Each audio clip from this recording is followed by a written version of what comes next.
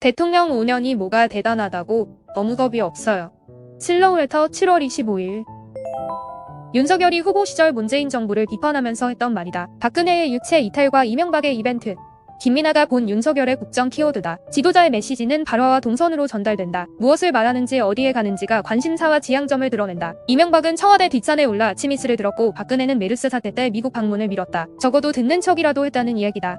그런데 윤석열은 갈수록 사과에 인색한 모습이다. 윤석열은 오송 지하차도를 방문하지 않았다. 유족들에게 위로를 드린다고 했지만 책임이나 죄송이나 송구 같은 말은 없었다. 명품 쇼핑 논란에 휘말린 김건희는 귀국 이후 수해 현장을 찾지 않았지만 윤석열과 함께 잠수함에 올라탔다. 학습과 경청, 소통 대신에 실패한 대통령들을 레퍼런스로 삼은 것 같다는 분석이다. 윤석열 위에 몸바칠 사람은 없다. 대통령 반저의 풍수지리를 본 사람이 천공이 아니라 백제권이었다는 사실이 KBS 보도로 확인됐다. 그동안 대통령실은 천공이 방문한 적 없다고 반박했을 뿐 백제연이 방문한 사실을 언급하지 않았다. 이 자리에 동석했던 김용현과 윤한홍은 천공을 모른다고만 했다. 몇 달 분량의 CCTV 기록을 뒤진 경찰도 천공이 나오는 장면은 없었다고만 했다. 거짓말은 아니었지만 진실을 말한 것도 아니었다. 권태호가 윤석열과 김건희를 위해 희생할 사람은 없다고 보는 것도 이런 이유에서다.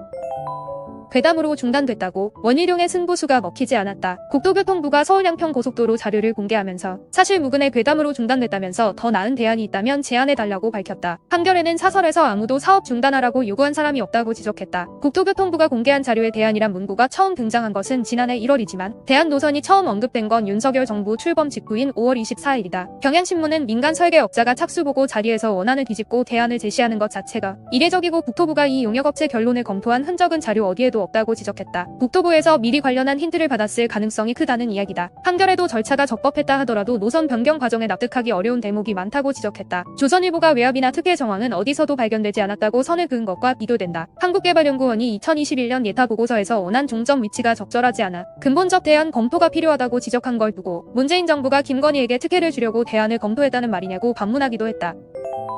대학 랭킹을 없애야 지방대가 산다. 수능 점수로 줄 세우기를 그만둬야 한다는 지적이다. 최양희는 미국 대학의 80%가 SAT 점수를 요구하지 않는다면서 성적과 비교과 활동 추천서만 봐도 좋은 학생을 뽑을 수 있다는 믿음이 확산되고 있다고 강조했다. 수능의 다양성을 반영하자는 제안도 흥미롭다. 학생들이 과목을 골라서 시험을 보게 하고 대학은 전공에 맞춰서 평가하게 하며 다양한 조합이 나와 한 줄로 세울 필요가 없다는 이야기다.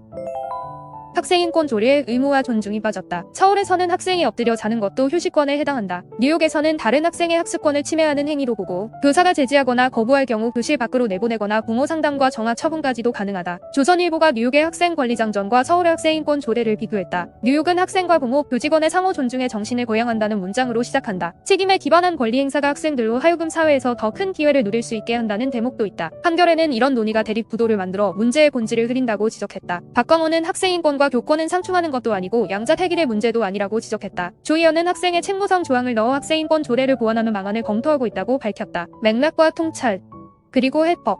슬로우 뉴스